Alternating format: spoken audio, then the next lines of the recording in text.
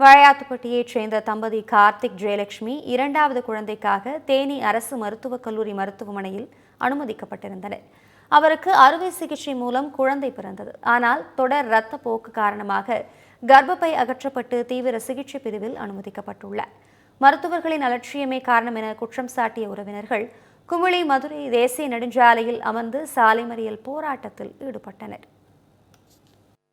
நாங்கள் புதன்கிழமை காலையில் அட்மிட் பண்ண வந்தோம். அதாவது நீர்ச்சத்து கம்மியாக இருக்குன்னு அட்மிட் பண்ண சொல்லிட்டாங்க. காலையில் வந்துட்டோம். வந்ததுக்கு அட்மிஷன் போட்டாங்க. நல்லா இருக்கு, இருங்க, நீர்ச்சத்து கம்மியாக இருக்கனால பெட்டில் இருங்க, ட்ரிப்ஸ் ஏற்றுவோம்னு சொல்லி ட்ரிப்ஸ் ஏற்றுனாங்க. இந்த மாதிரி ஆப்ரேஷன் தேட்டர் போகிறோம்ன்றாங்க, நீங்கள் வந்து கையெழுத்து போடுங்கன்னாங்க. இல்லை, அப்படி இல்லாட்டி ஆதார் கார்டு கொடுங்க அப்படின்ட்டுருக்காங்க. ஆதார் கார்டு பேக்கில் இருக்கட்டி பேக்கில் இருந்து ஆதார் கார்டை எடுத்து நம்பரை மட்டும் எழுதிட்டு எங்கள் அத்தைக்கிட்ட கையெழுத்து வாங்கிட்டு ஆப்ரேஷன் தேட்டர் கொண்டு போயிட்டாங்க. 7:44 குழந்தை பிறந்துருச்சு. ஆம்பளை பிள்ளை சிசேரியன் பண்ணி பிறந்துருச்சு. என்கிட்ட வந்ததுக்கு அப்புறம் தான் கர்ப்பப்பை எடுத்ததே சொல்லி கையெழுத்து வாங்கினாங்க. எடுத்த பிறந்தே நல்லா இருக்காங்க அப்படின்னு சொன்னாங்க. அந்த ரத்தம் வந்து நிற்கிறது குறையவே இல்லை.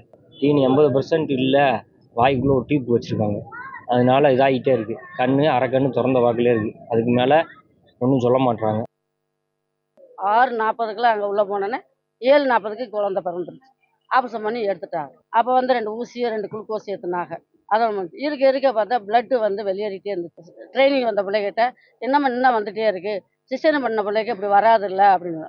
கொஞ்ச நேரம் கழிச்சு பார்த்தா இந்த லாஸ்ட் ஒட்டினதில் பாதி இதில் ரத்தம் வந்துருச்சு.